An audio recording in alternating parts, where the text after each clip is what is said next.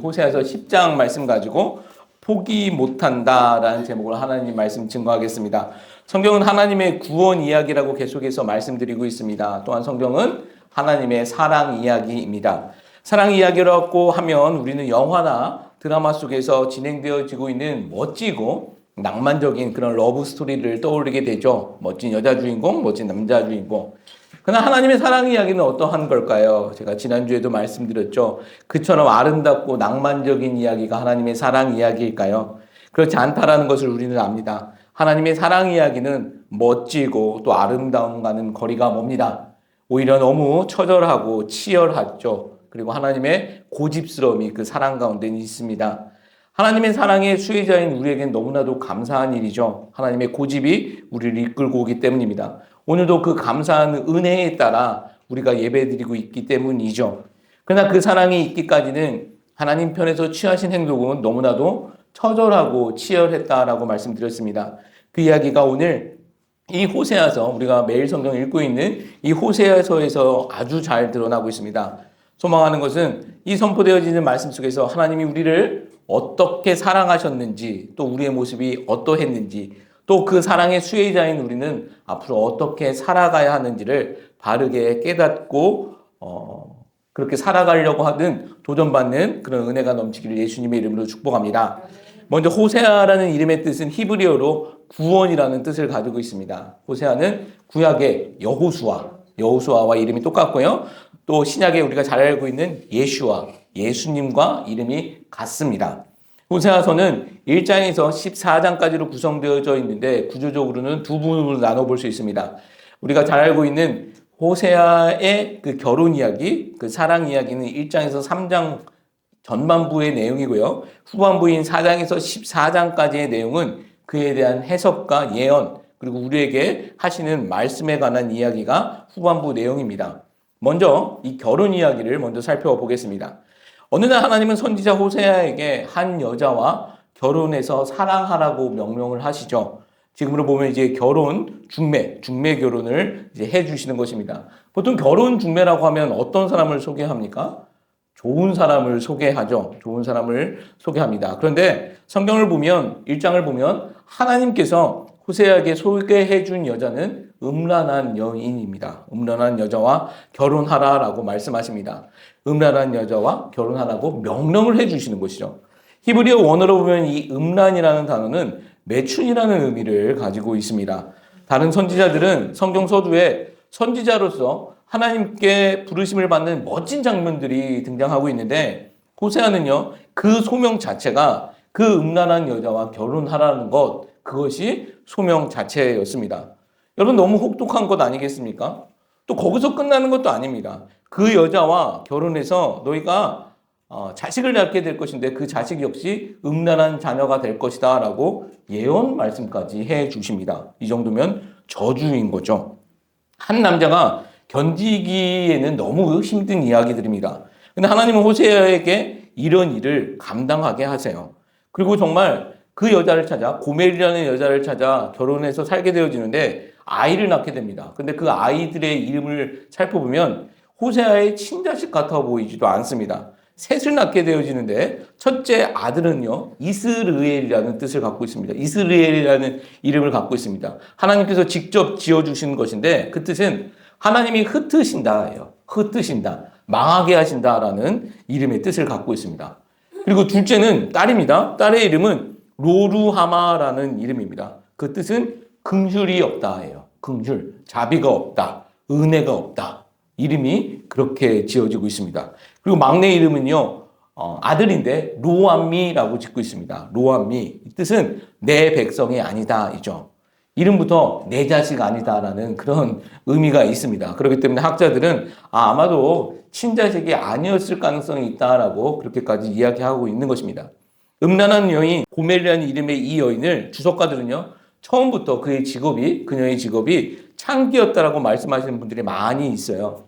이 여자가 아이 셋 낳고 잘 살면 좋았는데 도망가 버리죠. 역시 성경 주석가들에 의하면 여자가 도망친 곳은 결혼 전에 일했었던 포주에게로 도망갔을 것이다 라고 말들을 합니다. 그렇게 차라리 그냥 그렇게 잊혀져 가면 서로 잘 살면 좋았을 것 같은데 한참의 시간이 흐른 후 늙어서 이제 창기로서는 가치가 없어지자 그 여자는요, 포주가 노예로 팔아버립니다. 노예 시장에 나오게 되었다는 것입니다. 그래서 하나님께서는 이번에도 호세아를 부르시고 이렇게 이야기합니다. 그 여자를 값을 주고 사와라. 그리고 사랑하라라고 이야기를 하십니다. 명령을 하시는 것이죠. 3장 말씀을 보면 호세아가요, 은 15개와 보리 한 호멜 반을 가지고 가서 값을 치르는 장면이 등장하고 있습니다. 여기서 보면 돈만 가지고 가는 게 아니에요. 곡식인 보리까지 가져갔다라는 것은 무엇일까요? 집안에 있는 돈 될 만한 모든 것을 다 들고 가는 거예요. 돈을 챙겼는데 그걸로 부족할까봐 집에 있는 쌀통에 있는 그 쌀까지 다 긁고 가는 거예요.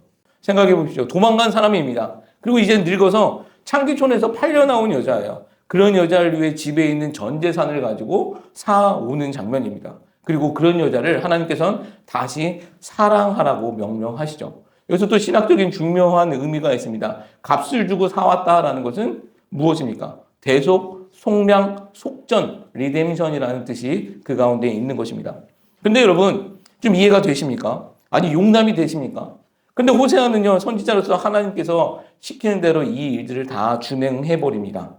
자, 그러면 하나님은 왜 이렇게 말도 안 되는 것을 이렇게 비참한 일을 선지자를 통해서 시키신 것일까? 그 이유는요, 이 이야기가 바로 하나님 자신의 이야기이기 때문입니다.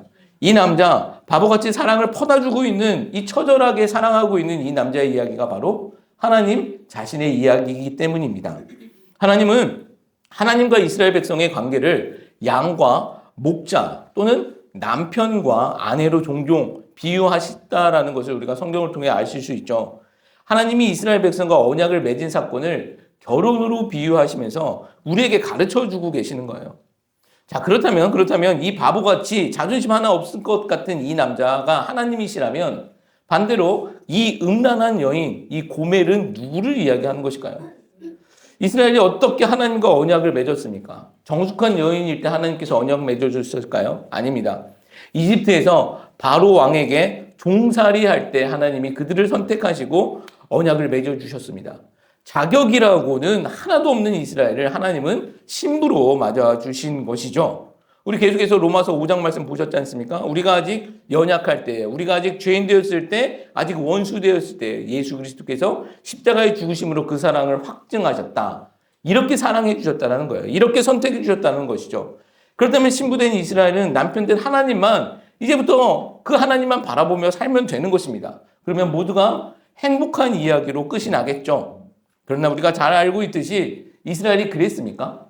그러지 못하죠. 아니었습니다. 광야 시대에서부터 오늘 읽었던 본문 말씀처럼 광야 시대에서부터 끊임없이 틈만 나면 하나님을 배반하며 다른 남자를 찾았다라는 것입니다.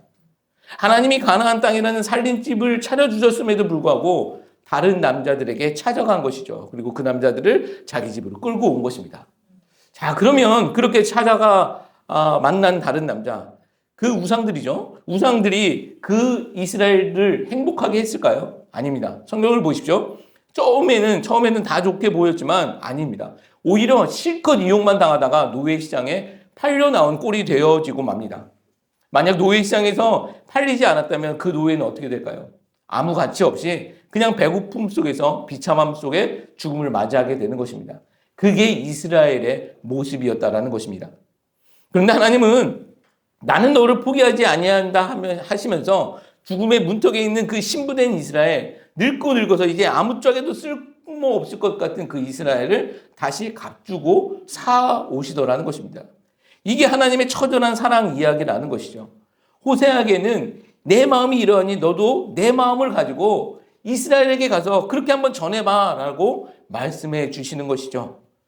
자, 그렇다면 이게 2700여 년 전 호세아 시대에 이스라엘에게만 국한되는 것일까요? 아니죠. 이게 곧 우리의 이야기입니다. 성경에는 항상 현재성이 있다는 것을 우리는 기억하셔야 합니다.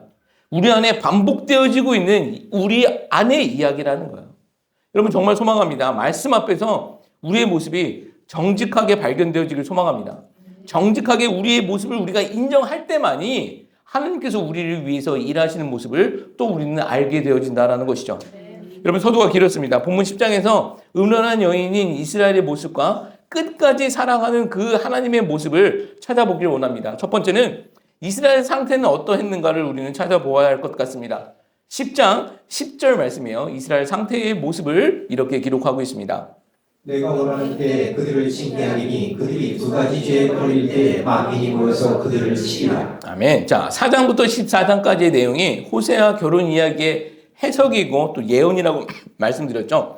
내용은 이스라엘의 죄를 지적하고 돌이키지 아니하면 심판이 있다라는 말씀입니다. 호세아 선지자뿐 아니라 성경에 나오고 있는 모든 선지자, 성경에 총 16명의 선지자가 나오고 있는데 이들이 한결같이 외치고 있는 것 역시 동일합니다. 너희 상태가 이렇다라는 것입니다. 너의 모습이 정상이 아니니 제발 돌아와. 하나님 앞에 정직하게 너희 모습을 바라보고 돌아와. 그렇지 아니하면 너희들 심판받게 돼. 하나님이 선지자들을 통해서 돌아와 달라고 애절하게 외치고 있는 것이죠. 마치 한 남자가 자기가 싫다고 떠난 그 여자를 붙들고 외치는 것처럼 말입니다. 호세아 역시 그 하나님의 마음을 가지고 이스라엘의 상태를 지적하고 있는 거예요. 10절 말씀을 보면 이스라엘에게는 두 가지 죄가 있었다라고 기록하고 있죠. 이 두 가지 죄는 무엇일까요? 첫 번째는요, 우상 숭배입니다. 성경이 이야기하고 있는 것은 다 똑같습니다. 첫 번째는 우상 숭배입니다. 10장 우리 1절 말씀 읽어보겠습니다. 이스라엘은 열매 맺는 무성한 포도나무라. 그 열매가 많을수록 제단을 많게 하며 그 땅이 번영할수록 주상을 아름답게 하도다. 그들이 두 마음을 품었으니 이제 벌을 받을 것이다. 하나님이 그 제단을 쳐서 깨뜨리시며 그 주상을 거시리라. 아멘. 자, 2절 말씀 보면 이스라엘이 두 마음을 품었다라고 기록하고 있죠. 신부된 이스라엘이 두 마음을 품었다라는 것은 하나님을 버렸다라는 것입니다. 다른 남자를 찾고 있다라는 것이죠. 여기서 집중해 볼 것은 1절 말씀이에요. 1절 말씀 보면 이스라엘이 열매 맺는 무성한 포도나무가 되자 무엇을 만들었다고 기록하고 있습니까? 제단을 많이 만들었다라는 거예요. 그리고 이스라엘이 번영할수록 무엇을 만들었다? 주상을 아름답게 만들었다는 거예요. 여기서 제단과 주상은 이게 다 우상숭배에 관한 이야기예요. 우상숭배에 관한 이야기. 오늘날로 말하면 신부된 이스라엘이 다른 남자를 위해서 자기 집에 방을 차려놓고 다른 남자를 끌어들인 것입니다. 그리고 차 사주고 선물 사주고 뭐 돈 주고 그러고 있는 것입니다. 호세아 선지자는 북이스라엘에서 말씀을 전하는 선지자인데 당시가 북이스라엘이 가장 큰 번영을 누리고 있을 때입니다. 우리가 요나 선지자를 통해서 말씀드렸죠. 요나 선지자와 호세아 선지자 그리고 아모스 선지자가 같은 동시대의 인물이라고. 근데 아이러니하고 딜레마인 것이 무엇이냐면 그때가 지금 북이스라엘이 멸망할 때거든요. 근데 그때가 가장 북이스라엘이 번영할 때였다는 거죠. 번성할 때였습니다. 여기에 중요한 메시지가 있는 것 같아요. 여러분, 번영을 누리면 우리는 어떻게 해야 합니까? 인간의 생사와 화복, 민족의 흥망성패는 하나님께 달려 있는 것입니다. 우리는 하나님께 감사해야 한다는 것이죠. 감사함으로 또 겸손하게 하나님께 영광 돌려야 하는 것이 맞습니다. 그런데 우리는요, 어떠하기 쉽습니까? 그럴 때, 잘 나갈 때 우리는 두 마음을 품기 쉽다라는 거예요. 하나님 말고 다른 것에 관심 두기 시작하기가 굉장히 쉽다라는 거예요. 없을 때는, 힘들 때는 하나님 없으면 살 수 없습니다. 도와달라고 매달리고 기도하지만 속된 말로 이제 좀 살만하게 되어지면 어떠냐라는 거죠. 하나님 말고 다른 것에 마음 두고 살 때가 많더라는 거예요. 우리 중에는 아무도 집에 이렇게 우상 만들어 놓고 절하는 사람 없을 거예요. 그러나 하나님 말고 다른 것 의지하고 있다면 성경은 그것이 두 마음이고 우상 숭배라고 하고 있다는 것이죠. 자, 두 번째 죄는 무엇이냐면 정의가 사라졌다는 거예요. 우리 지난 시간에도 요나 시간에도 우리가 배웠었던 거예요. 두 번째는 정의가 사라졌다. 우리 10장 3절과 우리 4절 말씀입니다. 그들이 이제 이르기를 우리가 여호와를 두려워하지 아니하므로 우리에게 왕이 없거니와 왕이 우리를 위하여 무엇을 하리오 하리로다. 그들이 헛된 말을 내며 거짓 맹세로 언약을 세우니 그 재판이 바치랑에 넣는 독초 같으리로다. 예, 하나님 앞에서 두 마음을 품는 것, 우상 숭배의 죄는요, 필연적으로 사랑과의 문제 속에서도 나타날 수밖에 없습니다. 3절 말씀을 보면 이스라엘이 하나님을 두려워하지 아니하고 왕이 없다라고 지금 외치고 있다라고 기록하고 있죠. 이게 이스라엘의 모습이었습니다. 근데 우리가 사사기 아시지 않습니까? 사사기 시대에도 이와 동일했습니다. 그때 왕이 없으므로 자기들의 옳은 소견대로 행하였다. 이스라엘은 왕이 없어서 자기 마음대로 살았다라는 거죠. 근데 사사기 시대도 마찬가지이고 지금 이 시대도 마찬가지입니다. 이스라엘에게 왕이 없었습니까? 아니죠. 이스라엘에게 왕은 하나님이시죠. 왕권 국가에서 왕은요, 곧 그날의 법이 되어집니다. 왕 대신 하나님을 거부하고 있다는 것은 하나님의 법이 필요 없다라는 거예요. 내 마음대로 살아보겠다라는 것이죠. 여러분 근데 한번 생각해 보십시오. 법이 없는 나라 한번 생각해 보십시오. 법이 없는 나라 어떤 나라가 되어지겠습니까? 약육강식, 힘 있는 자가 지배하는 동물의 왕국 되고 마는 것입니다. 우리가 뉴스를 보면 법이 있어도 사람이 더 교묘하고 악랄한 것을 보게 되어집니다. 법을 피해가는 정치인들 또는 사기꾼들 이야기들 많이 들어보시지 않습니까? 그래도 그나마 그런 법이 있으니까, 그리고 대다수의 사람들이 그 법을 지키고 있으니까 우리 사회가 유지되고 있는 것입니다. 만약 그러한 법이 없어진다면 동물의 왕국 되어지는 것은, 이것은 시간 문제가 되어진다라는 것이죠. 자, 이스라엘이 하나님의 왕대심을 거부하자 어떻게 되었습니까? 동물의 왕국 된 거예요. 4절 말씀 보십시오. 그들이 헛된 말을 내며 거짓 맹세로 언약을 세우니 그 재판이 밭 이랑에 도는 독초 같으리로다. 이 인간의 본성, 거짓된 이 본성이 다 드러난다는 것입니다.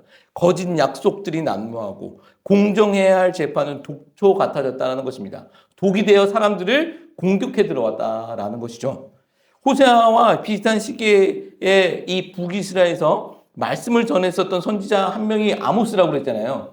이 아모스 선지자는 이렇게 그 이스라엘의 모습을 설명하고 있습니다. 아모스서 2장 6절과 7절, 8절 말씀이에요. 읽습니다. 여호와께서 가라사대 이스라엘의 선악한 죄로 인하여 내가 그 벌을 돌이키지 아니하니 이는 저희가 은을 받고 의인을 팔며 신한 편애를 받고 궁핍한 자를 팔며 가난한 자의 머리에 있는 티끌을 탐내며 겸손한 자의 길을 곱게 하며 부자가 한 젊은 여인에게 다녀서 나의 거룩한 이름을 더럽히며 모든 단 옆에서 손감정은 옷 위에 놓으며 저희 신의 전에서 벌금으로 얻은 포도주를 마시니라. 자, 이게 이스라엘 하나님의 나라 백성이라고 했었던 이스라엘의 모습입니다. 여러분 기가 막히지 않습니까?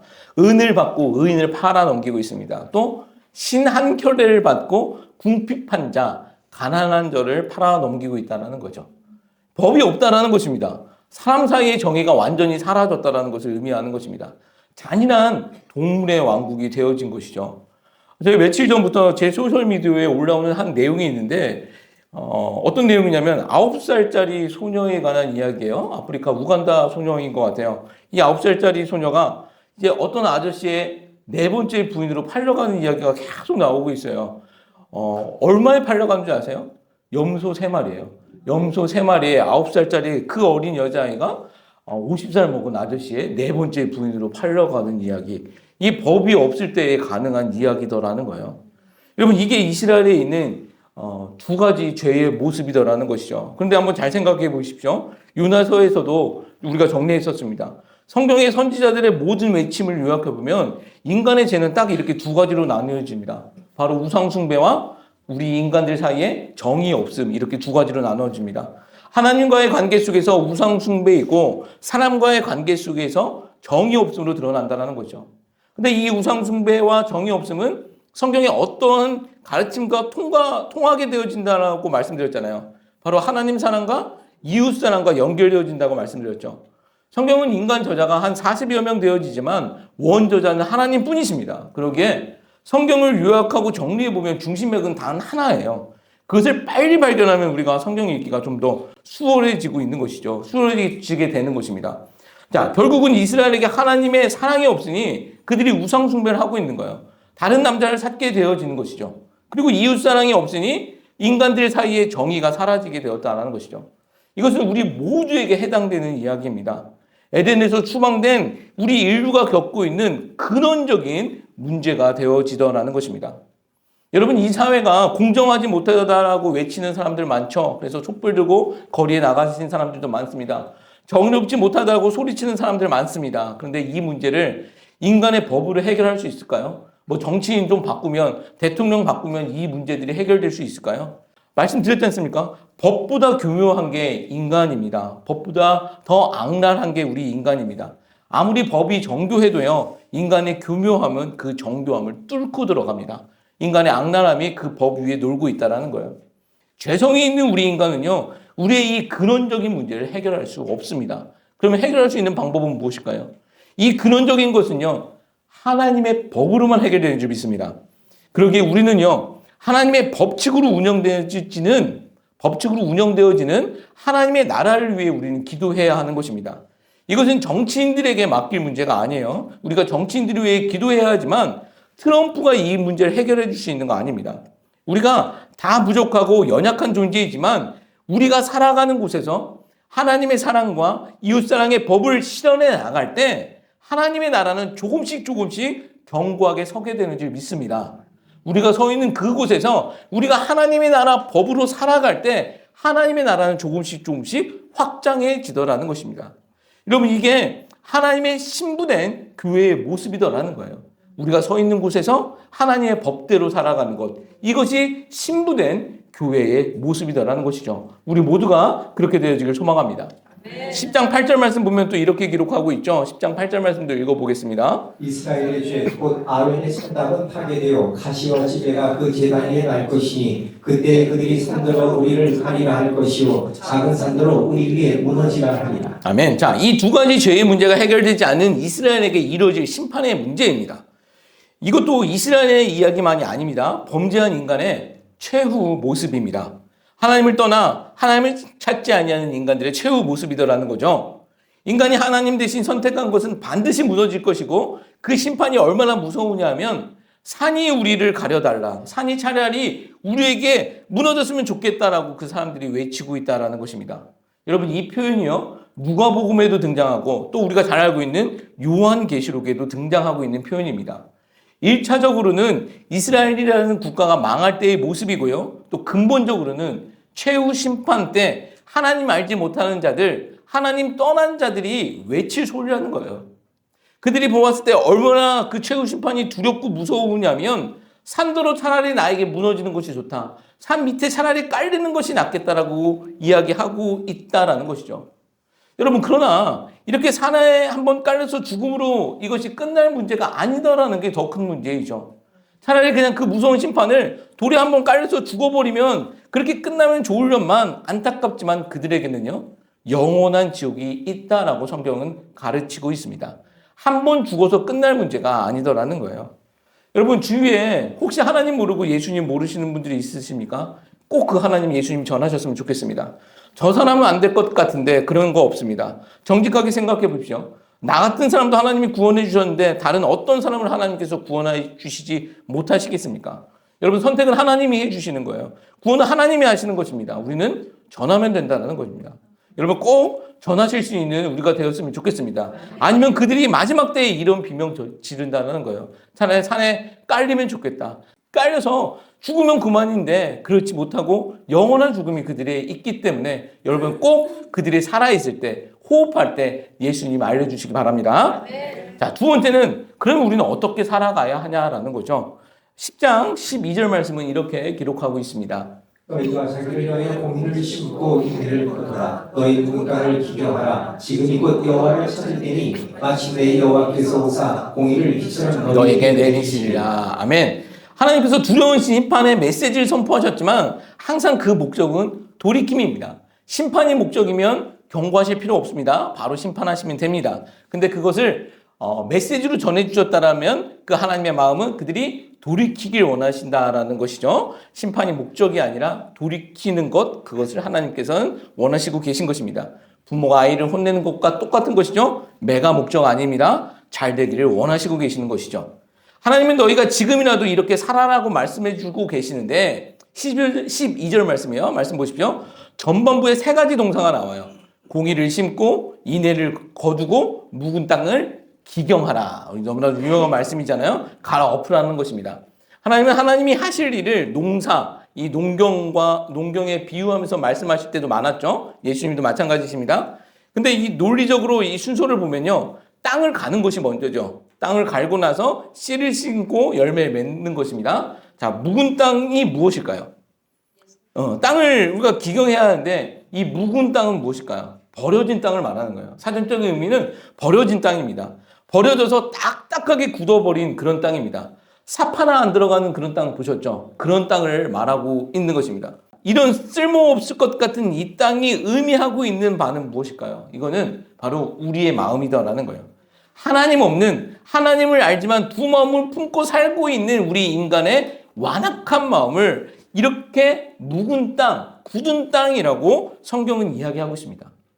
그런데 여러분, 이 인간의 마음, 이 굳은 마음을 갈아엎을 수 있을까요? 기경하라고 말씀하셨는데 우리가 갈아엎을 수 있을까요? 어떻게 그 땅을 우리가 뒤집어서 부드러운 땅, 좋은 땅으로 만들 수 있을까요? 성경은요, 이 부분을 이렇게 증언하고 있습니다. 히브리서 4장 12절 말씀이에요. 12절 말씀. 하나님의 말씀은 살아있고 활력이 있어 좌우에 날선 검보다도 예리하여 혼과 영과 및 관절과 골수를 찔러 쪼개기까지 하며 또 마음의 생각과 뜻을 판단하는. 예, 우리의 딱딱하고 이 굳은 마음을 갈아엎을 수 있는 것은 하나님의 말씀이라는 거예요. 하나님의 말씀은 살아있어서 활력이 있어서 좌우에 날이서 어떤 검과보다 예리하여 혼과 영과 및 관절과 골수를 찔러 쪼개버린다는 거죠. 뒤엎어서 갈아엎을 수 있다는 거예요. 그것이 바로 하나님의 말씀이더라는 거예요. 또 에스겔 선지자는 이렇게 말씀하고 있습니다. 우리 에스겔서 36장 26절 말씀이에요. 또 새 영을 너희 속에 두고 새 마음을 너희에게 주게 너희 육신에서 굳은 마음을 제거하고 부드러운 마음을 줄 것이며. 아니, 하나님께서 성령을 주셔서 굳은 마음을 부드러운 마음으로 바꿔주시겠다라는 거예요. 우리 마음이 변하는 것은요, 하나님의 말씀과 성령 하나님의 합작품입니다. 여기서 새 영이라는 것이 성령 하나님이거든요. 하나님의 말씀과 성령 하나님의 합작품으로 우리의 굳은 마음이 기경되어진다라는 거예요. 좋은 밭이 되어진다라는 것이죠. 여러분, 내가 내 마음 갈아엎을 수 있습니까? 이거 안 돼요. 우리가 노력해도 이거 안 될 때 너무나도 많습니다. 하나님 말씀 믿고 싶지만 그런 믿고 싶은 마음이 있어도 안 믿겨질 때도 너무나도 많잖아요. 여러분 그렇지 않습니까? 저도 그럴 때 참 많았습니다. 저도 의심이 굉장히 많은 사람이에요. 어렸을 때부터 교회에서 자랐지만 의심되어지는 것이 너무 많았어요. 특히 성경에 나오고 있는 기적들. 모세는 홍해도 갈랐다고 하는데 아니 유명한 목사님 한 분 나타나셔서 한강 한 번 가르고 강남에 있는 사람 강북으로 보내고 강북에 있는 사람 강남으로 데리고 오면 서울 사람들 다 예수님 믿을 텐데 왜 그런 일들 없냐라는 그런 생각들, 그런 의문들 많았습니다. 근데요, 말씀을 계속 읽다 보니까 어느 순간 모든 것이 다 믿겨지더라는 거예요. 저한테는 이게 굉장히 놀라운 일이었습니다. 그리고 가장 큰 기적은 모세가 홍해를 가르는 사건이 아니라 나 같은 사람이 예수를 믿는 거구나라는 것으로 느껴지더라는 거예요. 나 같은 사람에게 하나님의 은혜가 전해졌구나. 나 같은 사람 때문에 예수님이 돌아가셨구나라는 것이 믿겨지고 그것이 나에게 가장 큰 기적으로 다가와지더라는 것이죠. 이것이 믿겨지고 나 보니 지난주 말씀드렸듯이 죽어도 소망이 생긴다라는 거예요. 내가 예수님 때문에 죽을 이유가 되겠구나. 예수님이 한 분이라면 내가 죽을 소망도 있겠구나라는 마음이 들어오더라는 거예요. 그래서 제가 신학을 하기로 결심을 하게 된 것입니다. 그것이 믿겨지니 예수님 때문에 내가 죽어도 기쁠 수 있겠구나라는 것까지 가더라는 것이죠. 여러분 이게 저한테만 일어나는 일이겠습니까? 혹시 믿고 싶은데 믿겨지지 아니하는 분들 계십니까? 그 이상한 거 아니에요. 그냥 하나님의 말씀을 계속 읽으시고 예배에 나와 계속 말씀을 들으시기 바랍니다. 이거 세뇌당하라는 말씀 아닙니다. 하나님의 말씀은 살아있고 운동력이 있기 때문에 반드시 우리들의 마음을 갈아엎어 주실 줄 믿습니다. 성령 하나님께서 반드시 그렇게 일해 주실 줄 믿습니다. 또 12절 말씀을 보면 공의로 심고 인애를 거두라라고 말씀하고 있잖아요. 12절 말씀 보면 공의로 심고 인애를 거두라. 여기서 공의는 원어로 체다키라는 단어를 사용하고 있고 영어 단어로는 righteousness라는 단어예요. 성경에서 하나님의 의라고 말하고 있는 그 단어입니다. 이건 하나님의 의로움을 얘기하는 겁니다. 그리고 인애라는 단어, 인애를 열매 맺어야 되는데 인애라는 단어는 헤세드, 우리가 너무 잘 알고 있는 헤세드라는 단어 있죠. 은혜나 사랑으로 번역되어지는 단어입니다. 합치면 이런 말이 되어지는 것이죠. 우리 마음에 하나님의 의를 심으면 사랑이 열매 맺어진다는 것이죠. 우리 마음이 기경이 되어지고 하나님의 의가 심겨지면 사랑이 열매 맺어진다는 것입니다. 하나님의 의로우심이 우리 안에 들으면 사랑이 맺어진다는 것이죠. 여러분 우리가 어떻게 하나님을 사랑하고 또 내 이웃을 사랑할 수 있습니까? 우리는 본성적으로 다 고멜과 같은 여인의 마음이 우리 가운데 있습니다. 안 그런 척하고 있어서 그렇지 우리 속에는 고멜과 같은 그런 모습이 다 있다라는 것이죠. 그런 내가 어떻게 하나님을 사랑하고 이웃을 사랑할 수 있겠습니까? 근데 오늘 말씀은 이렇게 증거하고 있죠. 성령과 하나님의 말씀으로 우리의 마음이 기경이 되면 마음이 옥토가 되어지면 하나님의 의로우심이 심겨지고 하나님의 신부로서 그 사랑이 열매 맺어진다라고 말씀하고 있다라는 것이죠. 그럴 때 우리는 하나님을 사랑하고 내 이웃도 사랑할 수 있게 되어진다라는 것입니다. 하나님의 법대로 실현하며 살아갈 수 있는 존재가 되어진다라는 것이죠. 다시 한번 설명해 드려볼게요. 하나님의 말씀과 성령의 법으로 성령 하나님의 도우심으로 우리의 마음, 이 굳은 마음이 부드러운 마음, 좋은 옥토가 되어질 때 하나님께서 우리의 마음 가운데 의를 심어주시고 사랑의 열매가 맺어진다라는 것입니다. 그럴 때 우리는 사랑할 수 있게 되어진다라는 것이죠.